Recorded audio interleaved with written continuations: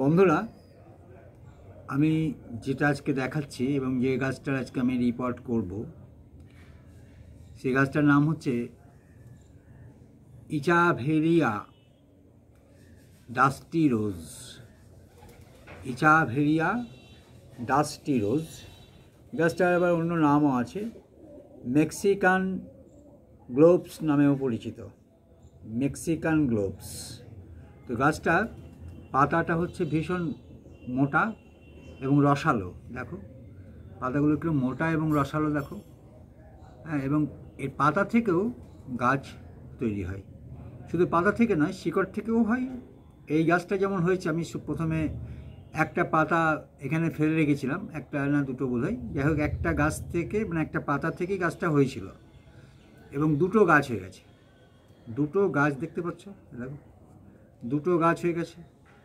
এবার এই দুটো গাছ যে হয়েছে, দেখো গাছগুলো দেখতে কি সুন্দর লাগছে, মনে হচ্ছে একদম মানে পদ্মও মনে হতে পারে, আবার গোলাপের মতো মনে হতে পারে, যার জন্য নামটা হচ্ছে ইচাভেরিয়া ডাস্টি রোজ। হ্যাঁ, খুব সুন্দর নামটা। তো এটা আমাদের যে সমস্ত সাধারণ যে গাছগুলো আমাদের দেশীয় যে গাছ, সেই গাছের সঙ্গে মেলে না। এটা স্যাকুলেন্ট জাতীয় উদ্ভিদ।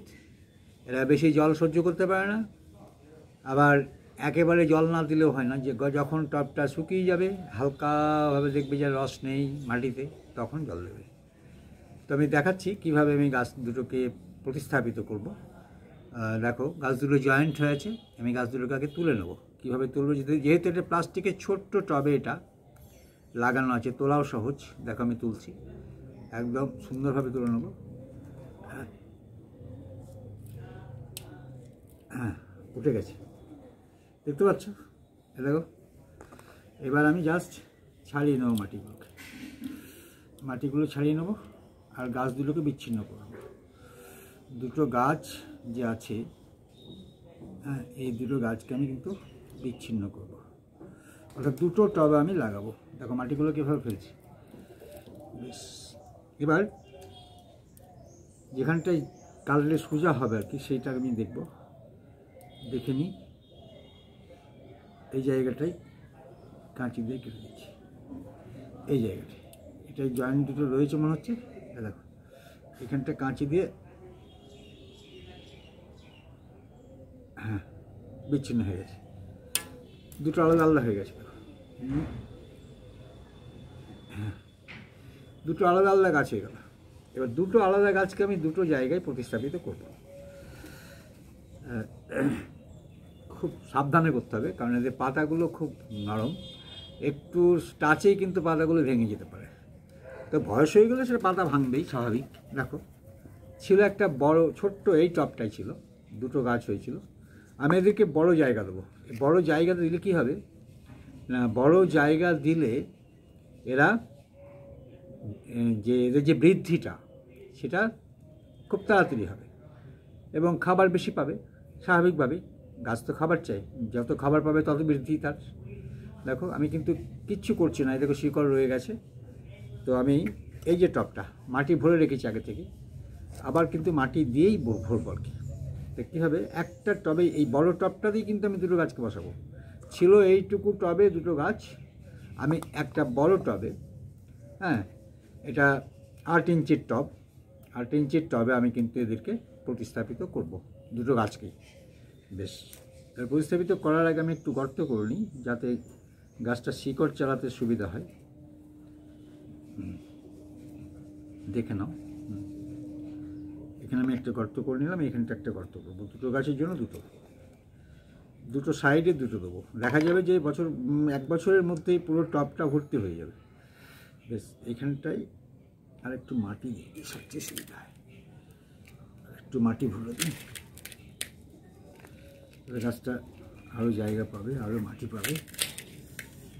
আর জল তো খুব বেশি দিতে হয় না, মাঝে মাঝে দেখবো যখন মাটিটা শুকিয়ে গেছে, ড্রাই হয়ে গেলে আমি তখন কিন্তু জল দেবো।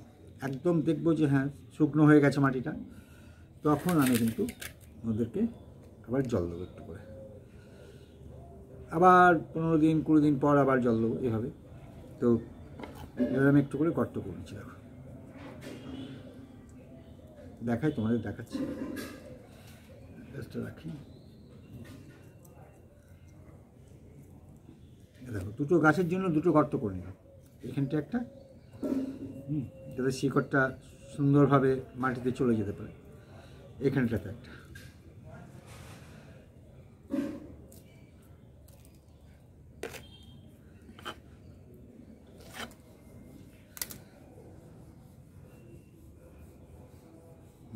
এই দুটো গর্ততে আমি দুটো গাছই কিন্তু প্রতিস্থাপিত করবো। দেখো এই যে গাছটা, এইটাকে প্রথমে এখানটা বসাচ্ছি, এখানটা এই গর্তটার শিকড়টাকে ভরে দিলাম, আর এটাকেও আমি এদিকটায়, দেখো এদিকটাতে ভরছি, দেখতে পাচ্ছ?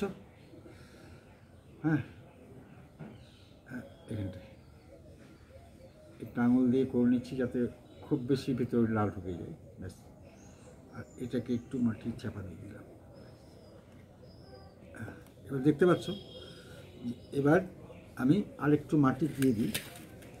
আমি চাই না যে কোনো রকমভাবে ইয়ে হয়ে যাক, মানে মাটিটা মানে মাটির উপরে শিকড়গুলো থাক, আমি চাইছি মাটির ভিতরে শিকড়গুলো থাক, মাটির ভিতরে শিকড়গুলো চলে যাক।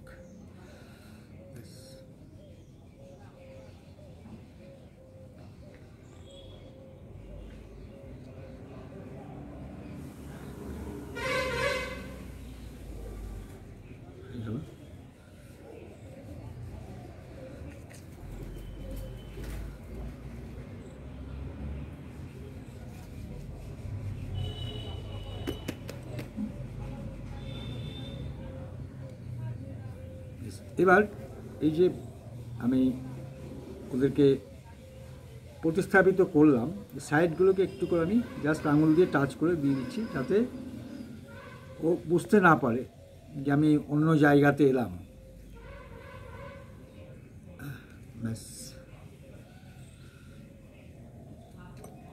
হ্যাঁ বলে দিই, এর যে সয়েলটা হবে, সয়েলটা কিন্তু একদম ওয়েল ড্রেনেজ সয়েল হবে, ওয়েল ড্রেনেজ, মানে কোনো রকমভাবে যেন জল না দাঁড়ায়, অর্থাৎ মাটির ভাগ থাকবে 20%, বালি মানে স্যান্ড, ফুললি রিভার স্যান্ড থাকবে 50%, আর ভার্মি কম্পোস্ট এবং কোকোপিট। ভার্মি কম্পোস্টটা 30% দেবে, আর কোকোপিট 10% দেবে। তাহলে এই হচ্ছে মানে মানে তোমার সয়েলটা কীভাবে করবে। এর মধ্যে হ্যাঁ আরেকটা জিনিস আছে যেটা তোমরা দিতে পারো, আমি যেটা দিই আর কি, তোমরা দেখিয়ে দিই কী কী দেবে।